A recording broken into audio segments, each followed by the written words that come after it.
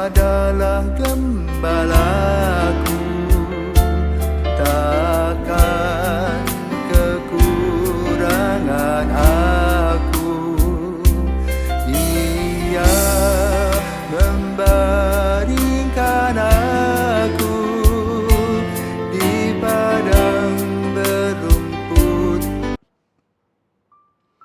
Saudara-saudaraku yang terkasih di dalam Kristus, selamat pagi. Salam jumpa lagi dalam Sabda Siap Saji Jumat 8 November 2024, hari biasa pekan ke-31.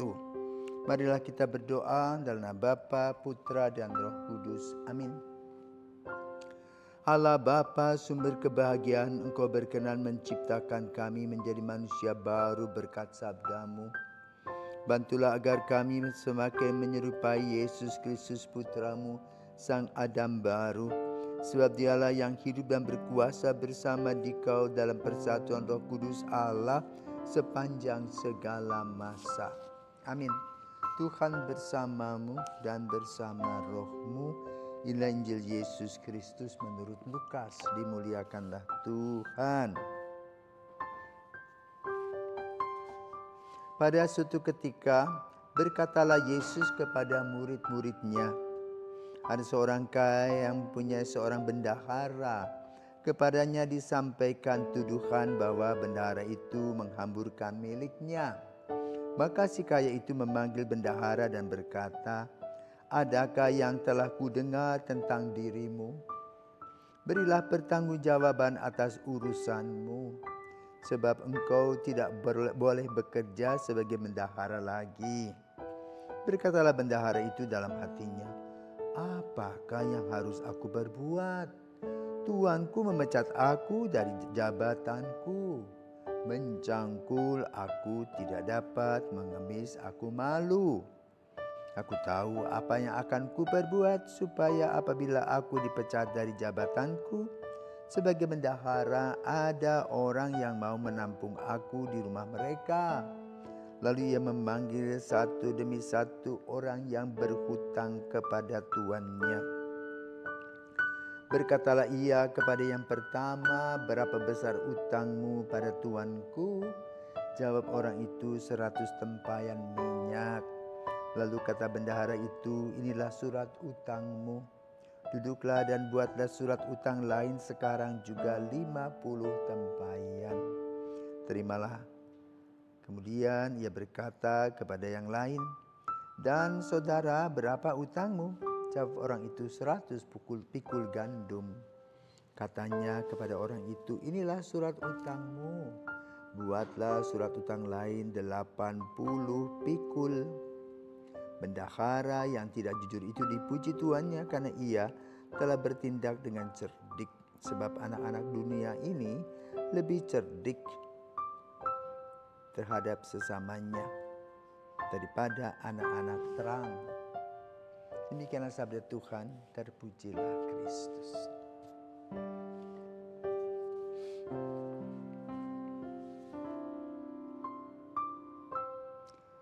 Para pirsawan terkasih, selamat pagi.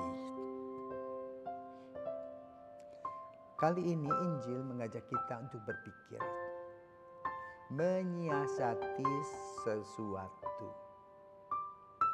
situasi dan kondisi. Yesus memaparkan kasus seorang bendahara yang tidak jujur. Nah, bagaimana tidak jujur?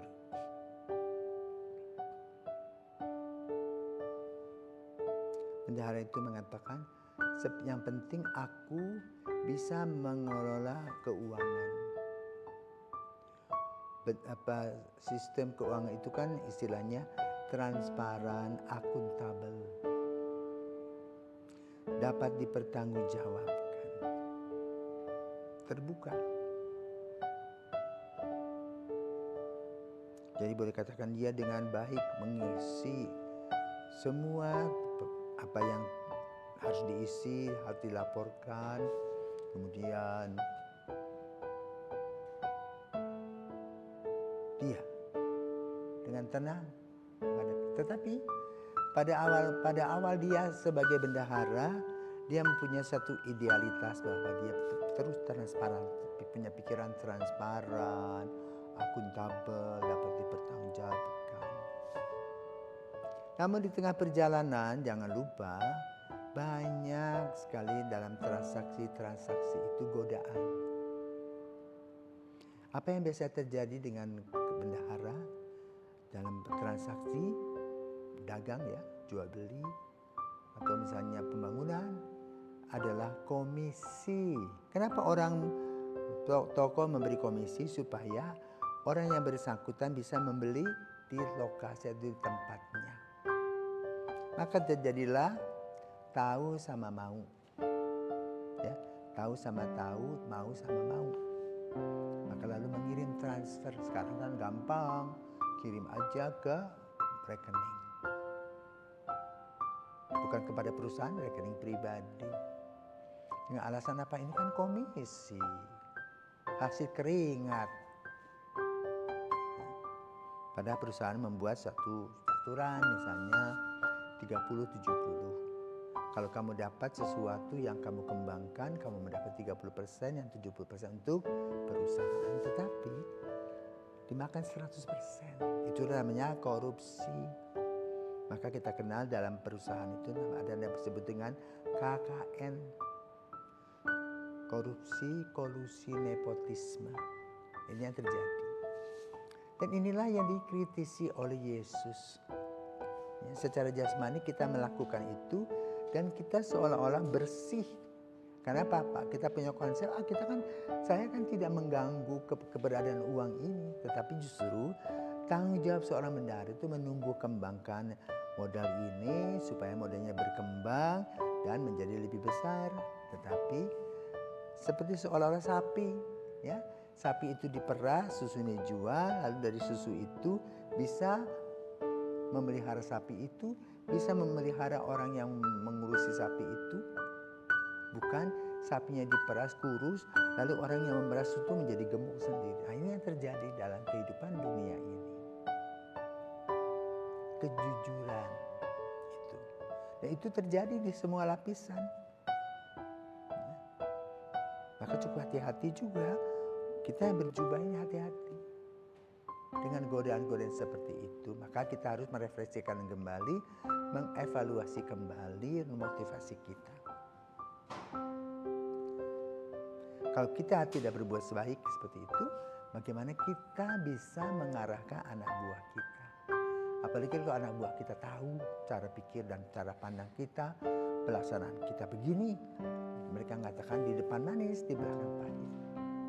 Nah, ini yang Yesus ajarkan kepada kita supaya dalam memegang keuangan juga transparansi. Nah, yang diuraikan di dalam ini pada hari ini adalah bagaimana bendahara itu cerdik. Dia menggunakan tadi sistemnya tadi. Ya, sekarang itu sistem komisi tadi. Si pemilik mengatakan yang penting uang kembali. Tetapi dari situlah disisihkan ini dan itu. Apa dampaknya? Dampaknya adalah secara pribadi kita mempunyai uang lebih daripada gaji yang kita dapat. Kita bisa membuat satu perusahaan yang baru. Pertanyaannya, apakah kita merasa tenang? Suara hati kita itu soal. Apakah tidak dampak untuk anak istri dan saudara kita dengan menggunakan model seperti itu? Ini Yesus sampaikan. Maka ketika kita mengikuti Tuhan, kita harus tulus dengan pergi dengan tulus hati, polos, jujur, disiplin, tanggung jawab. Sehingga kemanapun kita pergi, kita tenang. Apalagi kalau suatu hari kita akan mati. Ya. Kebaikan itu yang akan dibahas orang, demikian pula keburukan yang akan dibahas oleh orang lain.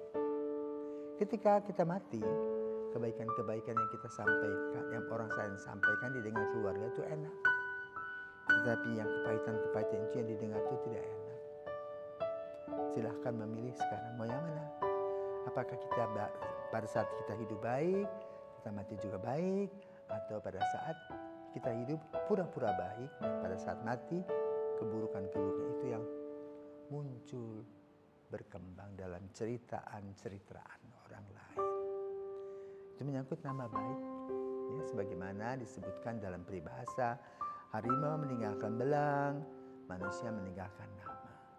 Nah, saudara terkasih, mari sebagai seorang Katolik pengikut Kristus yang dijamin oleh Kristus, dilengkapi hidupnya oleh Kristus, kita nikmati apa yang Tuhan Yesus berikan dengan polos, jujur, dan menjadi terang bagi orang lain. Selamat pagi, selamat berjuang, Tuhan memberkati.